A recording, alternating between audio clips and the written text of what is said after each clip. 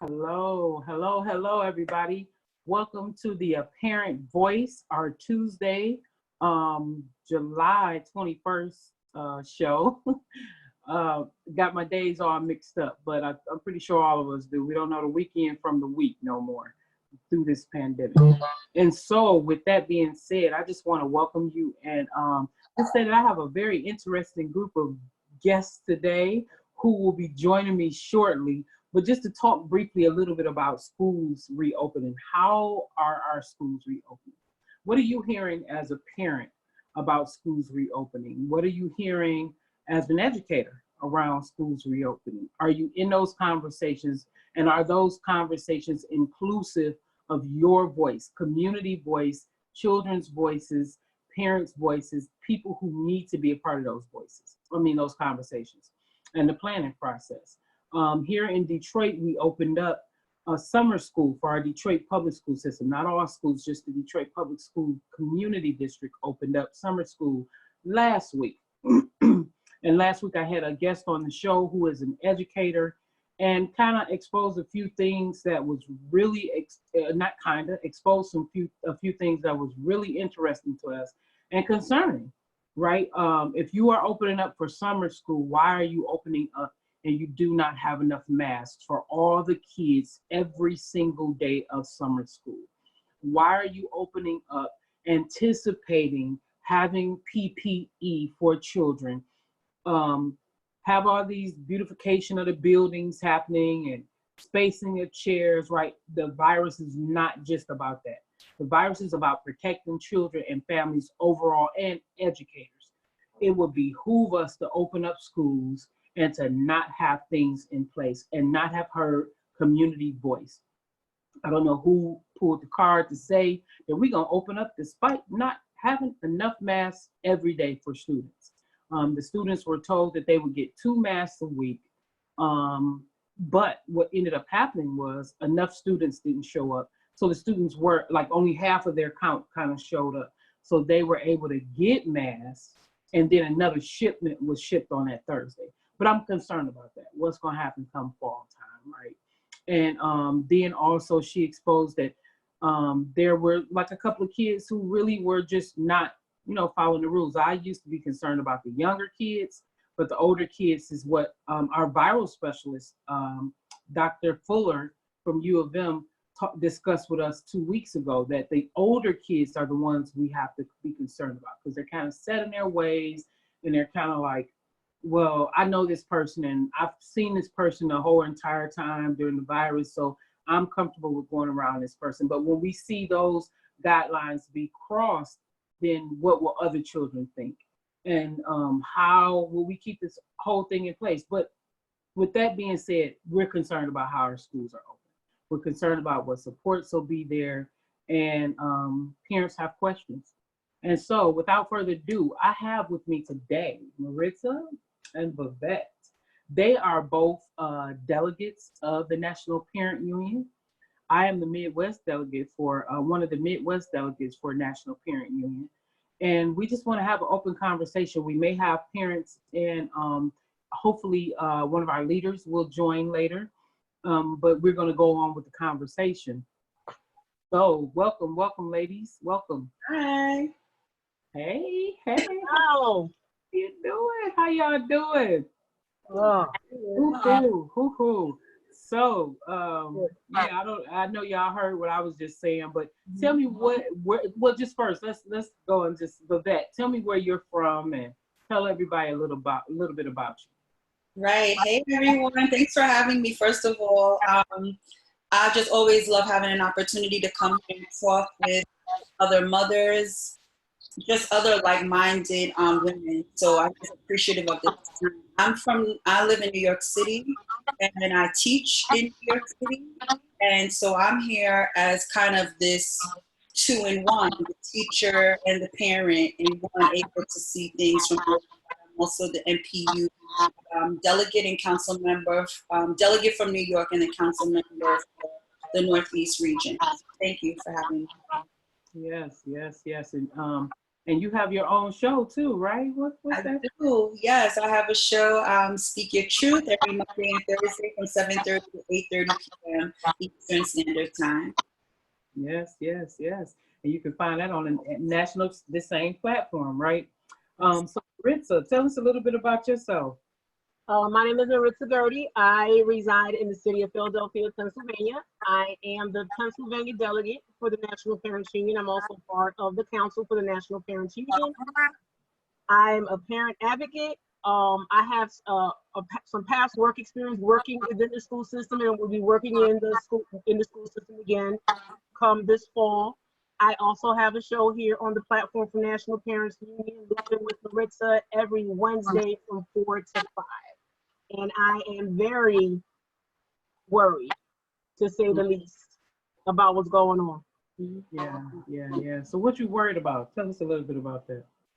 Well, what I've been very vocal about is I understand the need for people wanting to have a sense of normalcy. Many states have made a choice, and I feel it's a wise choice to wait before they have any type of in-person education. Mm-hmm. Those states that have made that choice, I commend you. The states that are still on the fence, please make up your mind as soon as possible.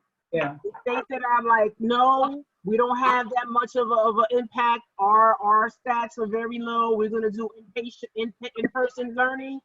Good luck. But my concern on top of that is for the working parents. The parents that have to go to work, the parents that do not have the option of homeschooling, the parents that cannot pay a tutor, that cannot, physically sit at home with their child, their minor child, while they go through these lessons virtually. That's my biggest concern right now. What's going to happen with all these children? They're going to be left home alone. Yeah. That's very worrisome. Mm-hmm. I echo that too, because the issue for me is safety first. So when we're thinking about what are we willing to jeopardize just to get back to normal, I don't think we'll ever get back to the normal we knew pre-COVID. I think some people are still struggling with that truth. That's the first hurdle that needs to be gotten over. So there's not enough planning going on for remote learning, like really legitimate. There's this hybrid plan, but I can't understand how that's going to work for anybody involved. I don't know anyone whose job, if you're not totally remote for your career, your job, what do you do? How do you work that out with your employer to say, well, my kid has school, Monday and Wednesday, so I have to be remote these days, and then Tuesday, you're gonna get fired. You're not gonna have a job. That's really the reality from the teacher perspective as well. And then how do I plan that? How do I provide instruction to students if they're partially in school, partially remote? How is it synchronized, their learning, so that there's continuity in their learning as well? Because that's the goal, right?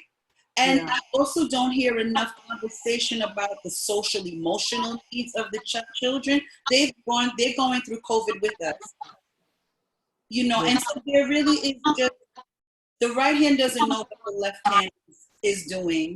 Right hand doesn't know what the left hand is doing, and that's part of the issue. And I hear the concerns of parents, and they're right, because I too am a parent. I am concerned. No one wants to get sick.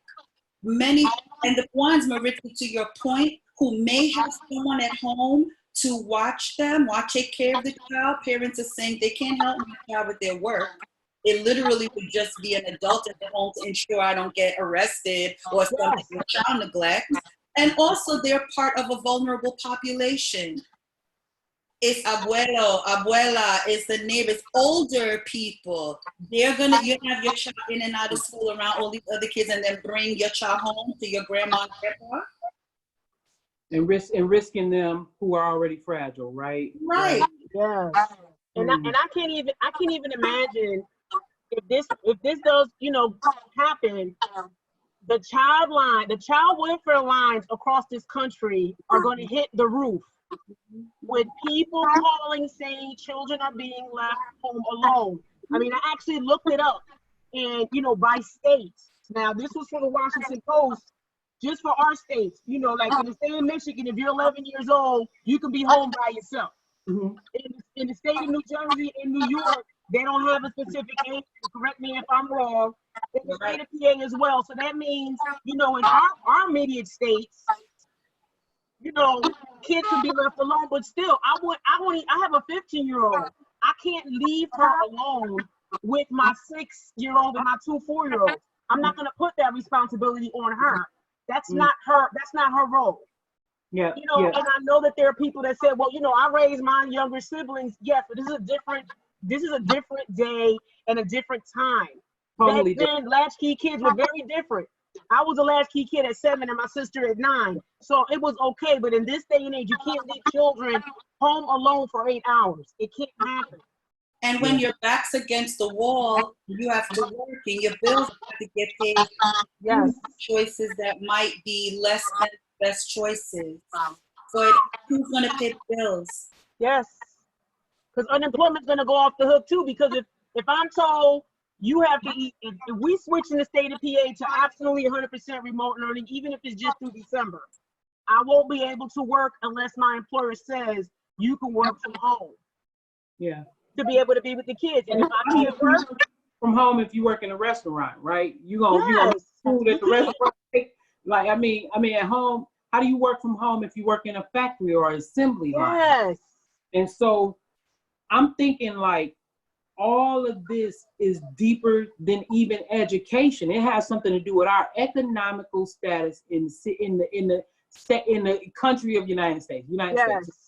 Like, so I was going to share this, but I had to end up joining by phone because it's actually in my phone and I'm scared to look and see where it's at. But there was a post that I put about the different countries and how they've created this stimulus monthly package for every household, right? So I'm going to see if I could pull it up, Bernita. Yeah, pull it up, please. It's like a burnt orange little square, and it says in France, China, it had, but then United States had that. You got it? Okay, yep. Tell us what it is. Australia offers $1,993 a month. Canada, $1,433 a month. Denmark, up to $3,288 a month. France, $7,500 a month. Germany, $7,300 a month.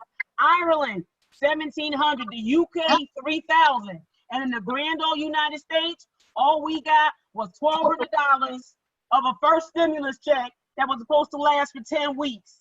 Yeah.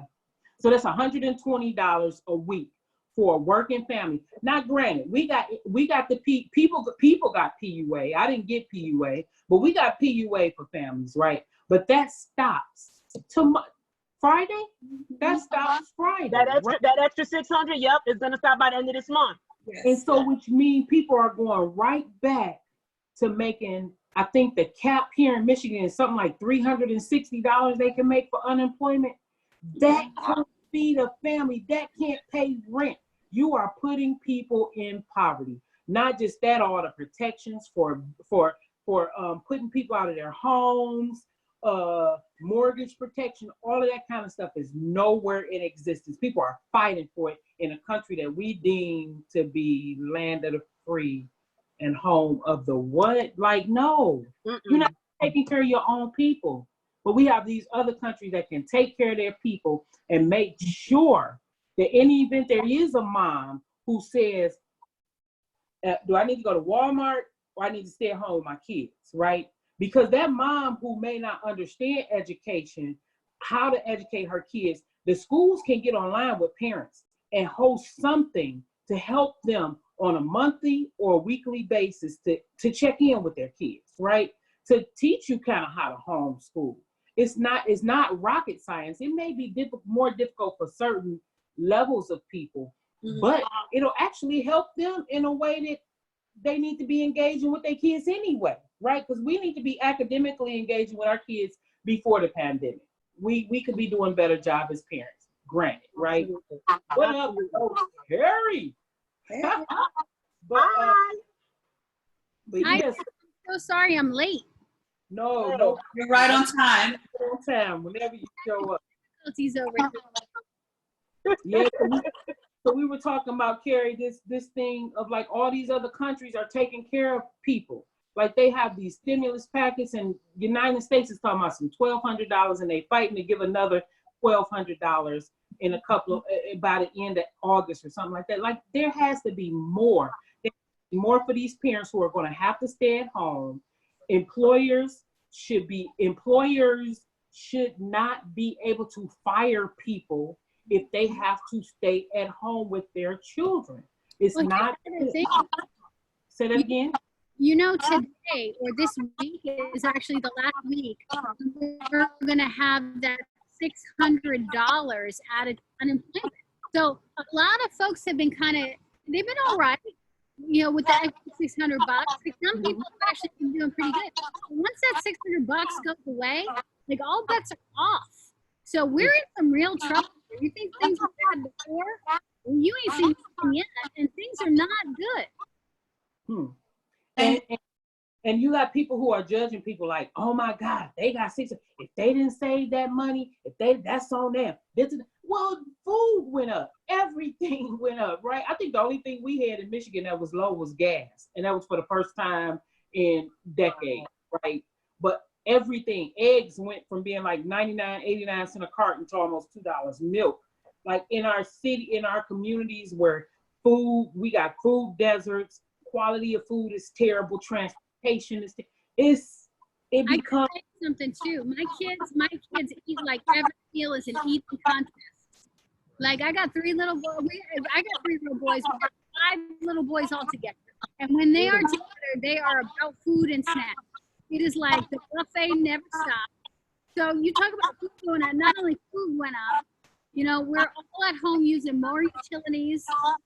It's more gas, it's more electric, it's more everything. We're buying more food, trying to keep up with these kids. Like it's a lot. It's a lot. Yeah. I mean, so yeah, so it's more than just education. It's more than just about making sure like they provide the right curriculum for kids and things like that. Like that's the biggest picture, but it goes to the United States got to do a better job taking care of us.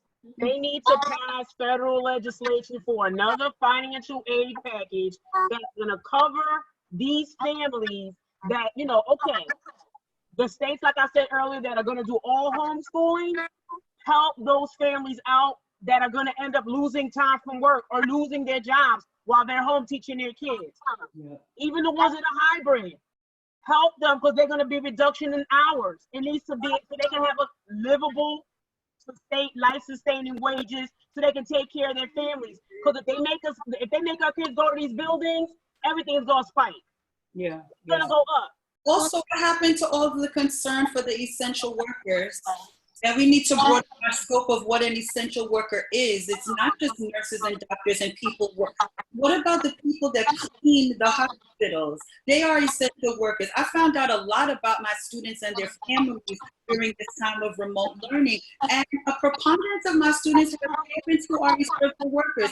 That means working in the grocery store, working at Walmart, often working 2 and 3 minimum wage jobs. Okay, then what about that? Why did we lose concern about that? Because Trump said that we need to reopen America. He's stating to us who opens what. It doesn't make sense that we weren't safe to go back in March and nothing really has changed. If anything, we're seeing spikes in numbers. Common sense just leads us to say, well, we're not ready to open back up, sir. It's just only to risk lives.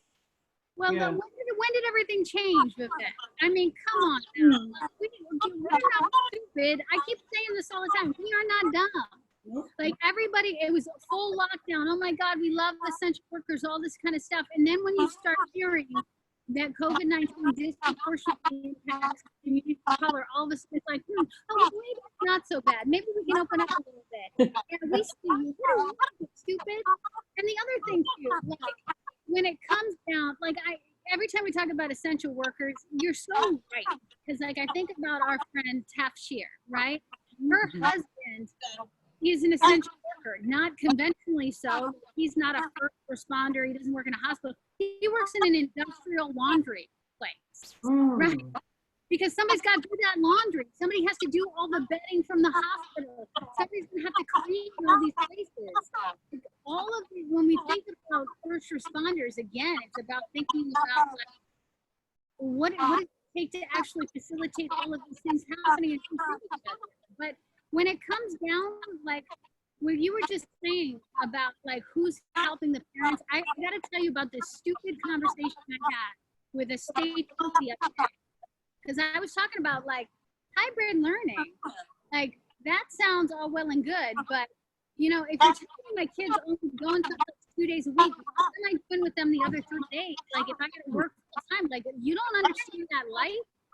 Like, and it was like, it got to this absurd conversation. We went down the rabbit hole a little bit.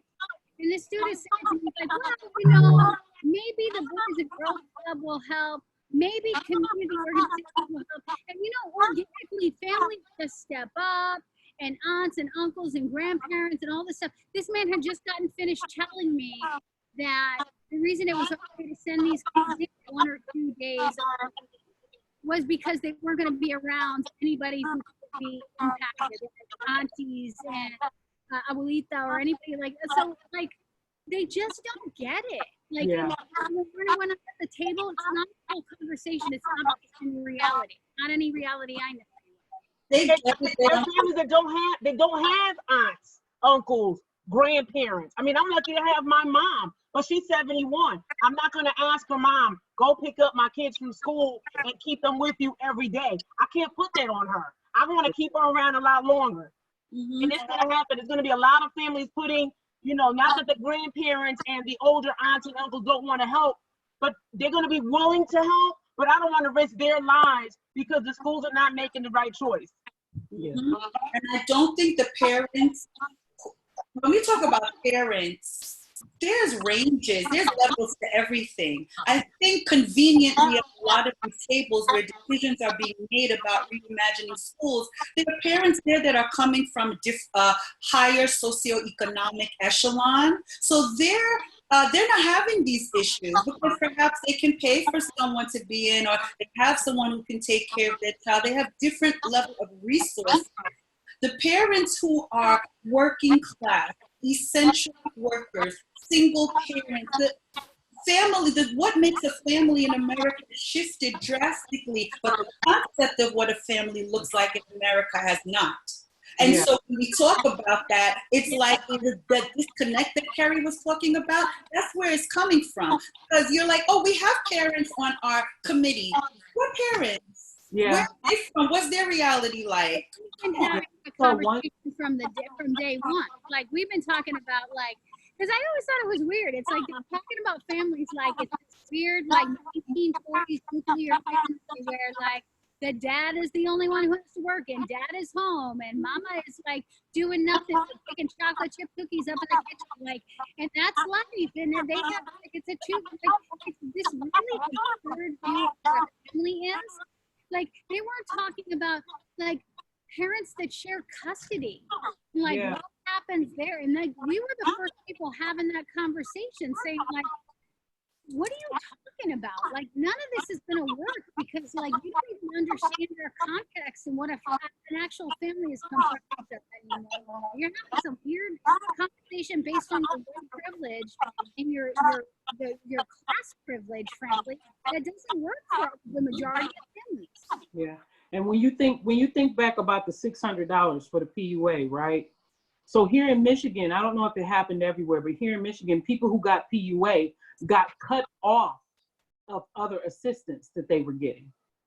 So they got the unemployment, but their food assistance was cut. So therefore, why would you give them something and make it punitive? That's so effing stupid. That's the stupidest thing you can do as a government entity, that you take food, you take from a person's household, but that's what we're talking about, the working poor, right? You have people who are the working class poor. Every time a person get a foot in, they actually slap them right back down, right? Because you do not, you want this classism thing that exists. You want it to be where you have the haves and the have-nots. Well, And let's talk about tax time next year. That's because gonna be people gonna be owing money back from taxes. I had to tell somebody because the option was on there for you to get taxes taken out. And I had to tell somebody, you better get those taxes taken out. That's Because right. if you don't get those taxes taken out, you're gonna owe them in the end. people didn't do it. People took $600. Like that's gonna be a problem next year.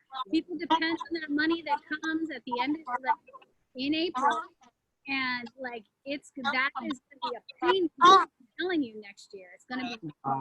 Bernita, you know it. Yeah. So now when it comes down to schooling, we got a whole group of parents who are like, I'm about to homeschool. I'm done with y'all. Like I'm willing to take the sacrifice, right? I'm gonna chuck it up. I'm homeschooling. And a lot of those are parents like myself who possibly can afford to stay home because I have a job that affords me that opportunity, right? But thinking about that, we were learning some things on the call with Christina yesterday about IEP support. A lot of parents, like I'm one of those parents whose daughter has a 504 plan. And if I homeschool, there's some supports. If I do private homeschool, there's some supports I lose with that. So how are we planning on setting up parents to fully understand how to homeschool? First of all, it's a lot of parents who are like, I don't know nothing about homeschooling.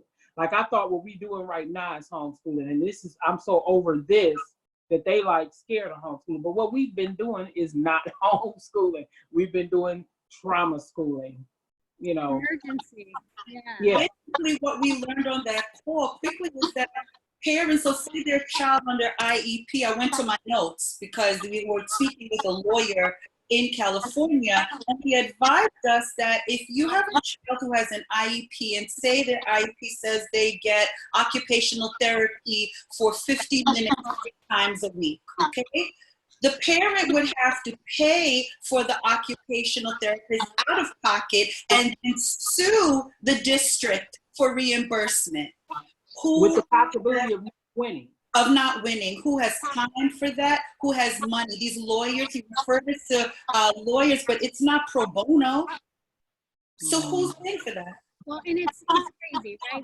So, like, I think about like the way I'm being treated. Like, I got into this whole parent advocacy thing because my little son has an IEP, and they were just suspending him. Like he got suspended 36 times in kindergarten. We're like not trying to serve him at all. So like, I'm very traumatized by that experience, and I'm not even kidding. It's like, so I'm always waiting for them to come for me, and they did during the pandemic too, because like my Matthew has extended year services. So he's supposed to like continuously go to school. He doesn't do well transitions. They didn't even offer him the extended year until I complained about it and was starting to raise hell about it. They offered it six weeks after like school had actually ended, and now it's only 3 days a week. It's like 2 hours total a week. Like in his IEP, it's written that he's supposed to be in school right now. And they just looked at me, they're like, so what are you going to do about it? It's a pandemic.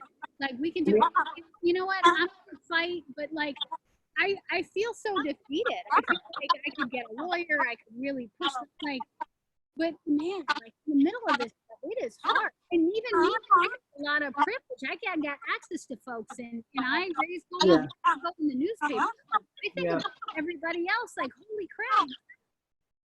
And that's the same place. I'm like, I think about us, like our group of people. Like we got some badasses we can go to. I could call Carrie, I could call Vivette, I could call Marissa, I could call Christina, like, hey, I got this problem, and we gonna get on the ball. But thinking about these parents who do not have that, this is so sad for them. Like I feel for these parents because the schools are screwing them over. And the schools keep saying this. Oh, well, we're working in a pandemic.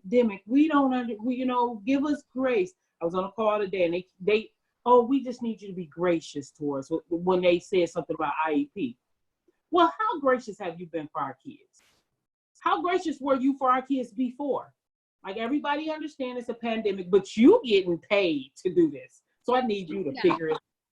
I just had this conversation because I was talking about report cards. we were very gracious. You know, we were very understanding. And when my kid's teacher didn't show up weeks on it to any of those Zooms that were scheduled and whatnot, we showed a lot of grace.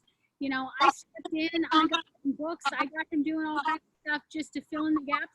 And then his report card came, and let me tell you something, the grace was not extended to my mom.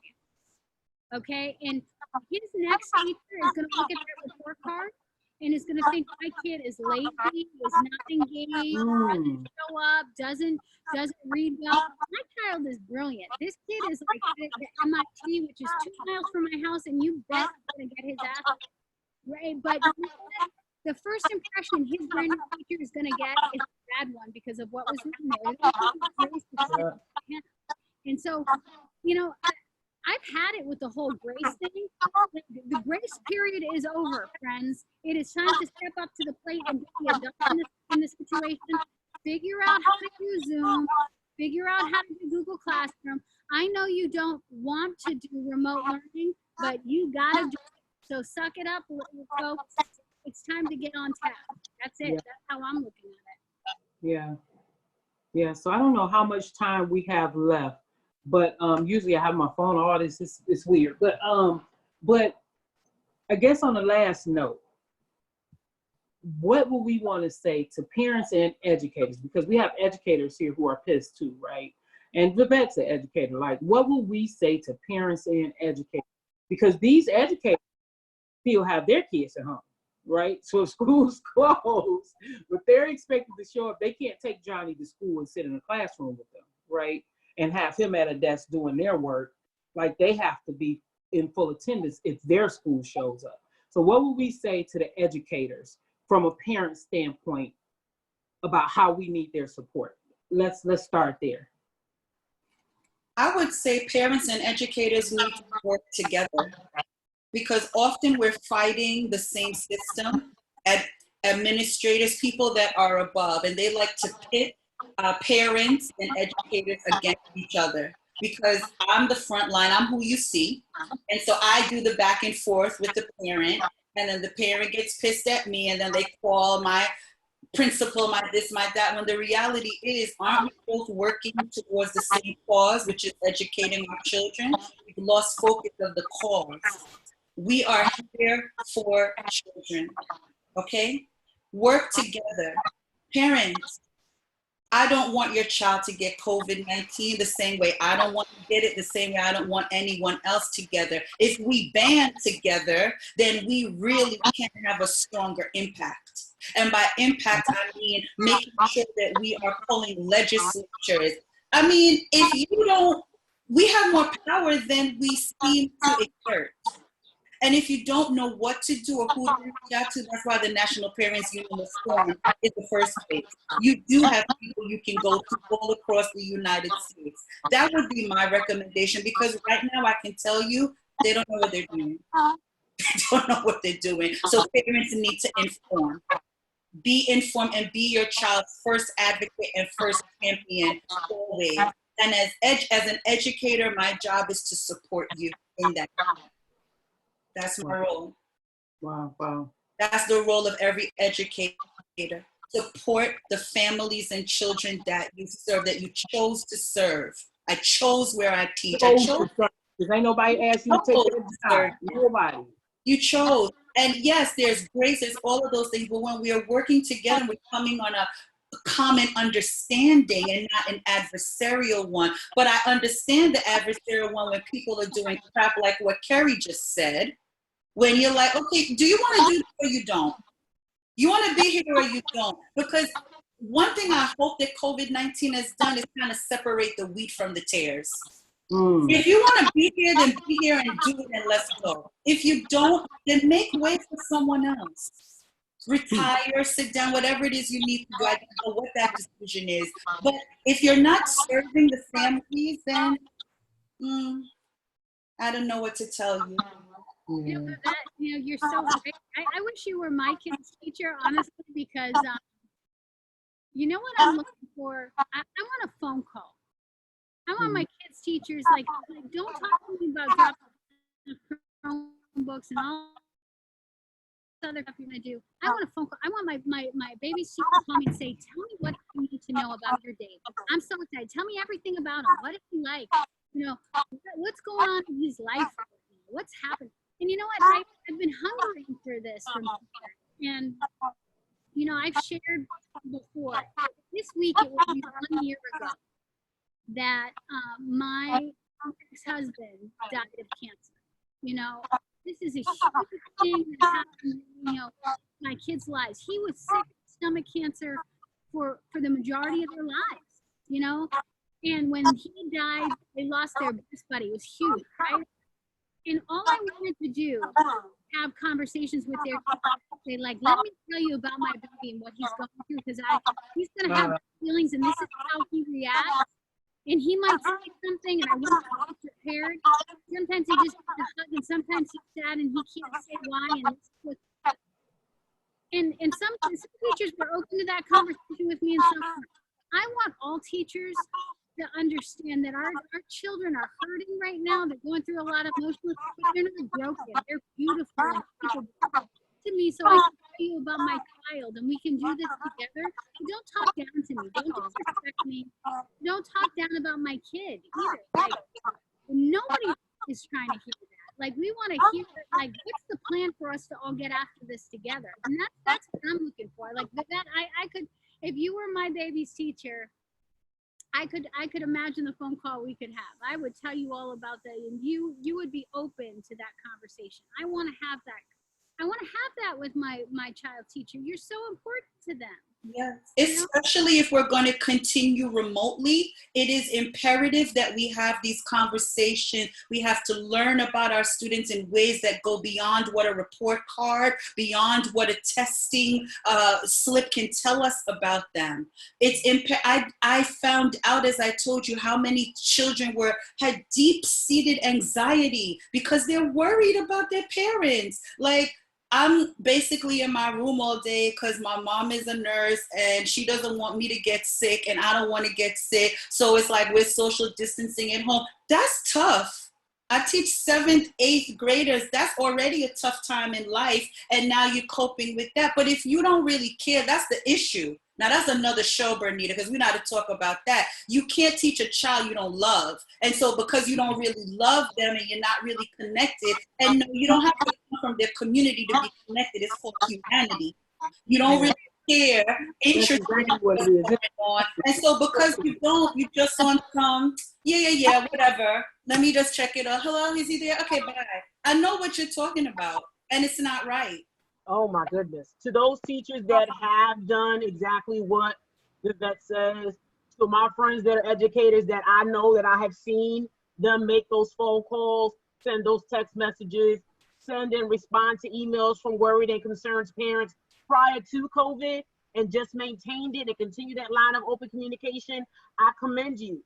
Those leaders, those school leaders, a lot of people don't realize there's a lot of conversations had about teachers and students. But the person in that building that also has a very hard choice to make is that school principal. That school principal has to be responsible for everybody in that entire building. And then they got to report to somebody else and fight for everybody, for hundreds and thousands of people. That one singular principal also has to fight for what they think is correct for their employees. They're also going to be dealing with dozens, if not hundreds, of their own teachers saying, I am afraid to get COVID, so here's my doctor's note. Or I have a family member in my home that is immunocompromised. Here is my doctor's note. I will not be surprised if we lose more than 50% of our teachers per school. So what's going to happen then? What are the states going to do then? Yes, we will then revert to everybody going digital. So why just cut the middleman? Don't worry about that possibility. Don't put our children's lives at risk. And then just say, let's go to 100% digital, bring everybody up to speed, make sure every child has access, make sure our parents are brought up to speed on how to use Zoom and Google Classroom or whatever other software they're using to educate the kids and educate the kids. But on top of that, the federal government has to pass down legislation making sure that these parents that then have to stay home are able to still keep their homes and feed their families and pay their bills. Yes. And universal Wi-Fi. All these things need to happen. You know, Maritza, you're so right, because like, you know, again, we have been so wrapped up in trying to figure out, you know, how to wrap our kids in plastic, how to wrap teachers in plastic, how far apart they should be. And then one day you hear that little kids, you know, can't get it or aren't transmitters. Then the next day they say something else. They don't know anything about this, okay? Every day it's a different story. The only thing they know is that when we stay home, less people die. So that's the information I need to have as a parent. So if that's what we know, then figure out how to do this remote stuff in a way so that keeps families intact, first and foremost, so we're not all out on the streets, so we can survive and feed our kids. Job one is keeping them alive. You know, they may not know how to read so well, but we got to keep them alive. Families have to stay intact. Number one, with the bullet. Number two, if you're gonna do remote learning or you're gonna do education, stop messing around with this hybrid stuff. Like, make a choice and do it well. Like, figure out how to do it well. If you're gonna do remote learning, do the hell out of it.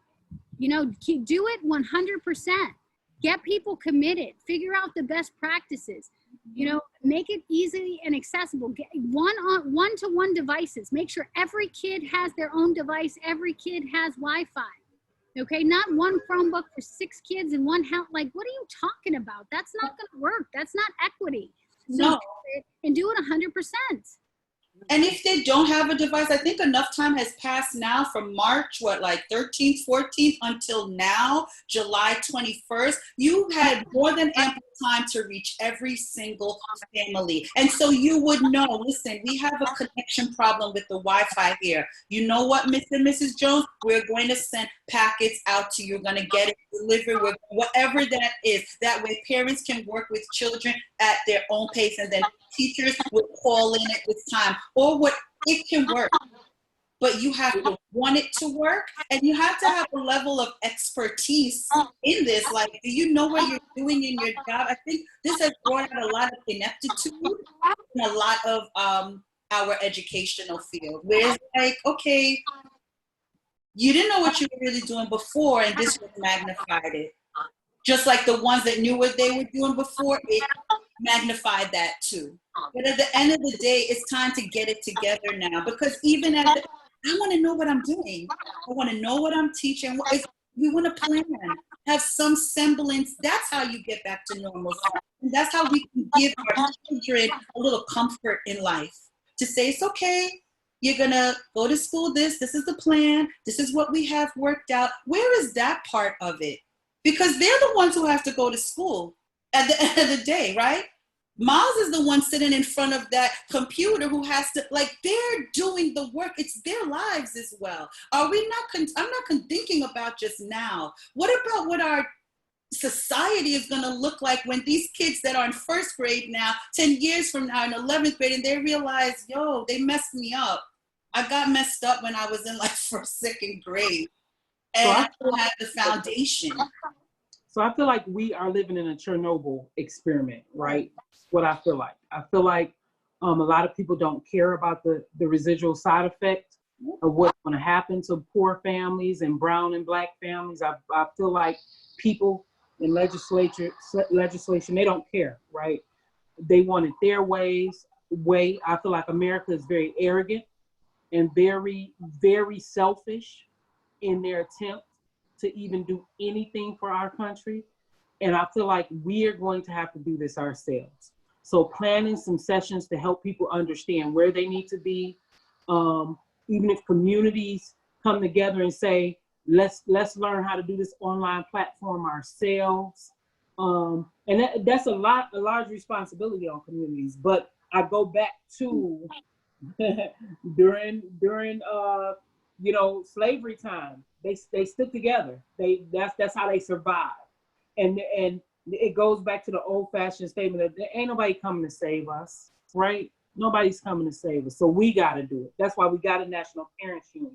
That's why people have these grassroots organizations in their communities. But I think the more we're on the forefront of it, the better results and outcomes we will have for our kids. And even with educators like you, Yvette, who are transparent, who say, I'm an educator, but I'm from a people, right? We need more of those to step up and be transparent about it. And the other thing that I'm concerned about, this is the last thing, and I know we have to go, but I am so concerned about our young kids keep hearing that they are the issue because of those little boys and those little girls that hear that mommy is saying she may have to lose her job because of me, or she may have to stay home because of me, and this is a pressure, and this is a this. Kids are going through enough, and that mindset can push some of them over psychologically. So I will charge parents to kind of scale back and take some breathers and focus on what we're saying around our kids and who we're saying it to and how we're saying it, and have some genuine conversations with our kids to understand that they are not the problem. Our kids are not the problem. These systems are the problem. But our children are not the problems. And we are going to do what we can as parents, whether we know how to do it right now, or whether we wrap our arms around this world, this country, and say, we're going to get this together. And baby, if you don't get A's right now, mama still love you. Mama love you. If you don't do all your work, mama love you. And daddy love you. And guess what? We're going to do this together. And we are survivors. And calm down, close that computer down for a minute, baby, and go have some fun. Or let's have some fun together. Because at the end of the day, they don't get to take our kids' hope. They don't get to take our kids' dreams. They don't get to take their spirit. And they sure don't get to kill our kids mentally, because that's what they are trying to do. And this world, this United States, don't get that from us. So you have a backing from the National Parent Union. You have a backing in your communities. Find those backings, create your support groups. What hurts you hurt another parent. And I want you to know, while you are hurting right now, find some other people that are hurting and make a collective of your own. Even if it's just a collective of parents who say, we gonna get together and do homeschooling ourselves and figure out what our kids on our block need. Or me and my nieces gonna get together and figure this out for the young kids in our family. But don't let what's going on right now kill you or break you. So I love y'all. Thank y'all for coming on today. This has really sparked me and make me feel good. You know, I think it's good for parents to hear what this other parent's going through, right? You know, this has been the Apparent Voice. Again, thank you to the National Parent Union. Carrie, we didn't even get you to introduce yourself. You just came in rapid fire, like. And I'm giving it as a mama, and I gotta say, Bernita, I'm a person of faith, and I think that God speaks to me, and I needed to hear that, what you just said today, because my children, for some reason, and I'm sorry if I'm echoing a little bit, my babies have been saying I'm sorry to me a lot. I'm sorry, mama. I'm sorry. Like apologizing for no reason. And I think it's because they're feeling my stress and they're feeling the stress of everything around them. It's very tense. It's like they're flinching all the time. And I think like I needed to hear your wisdom today, Bernita. So I'm just so glad we were able to do this. I'm sorry I was late, but just feel so blessed to be in the presence of you ladies. You give me like so much life. Thank you so much. I needed it today. Likewise. Thank you for having me. Parents, reach out if you need help. We're here, the National Parents Union. For real. Absolutely. Yes. You're not alone. And so I just want everybody to send their emails. So we have emails if you would like to reach out to any of us. Mine is Bernita at npunion.org. Carrie, tell them yours. I'm Kerry, Keri, at npunion.org. I'm Maritza at maritza@npunion.org.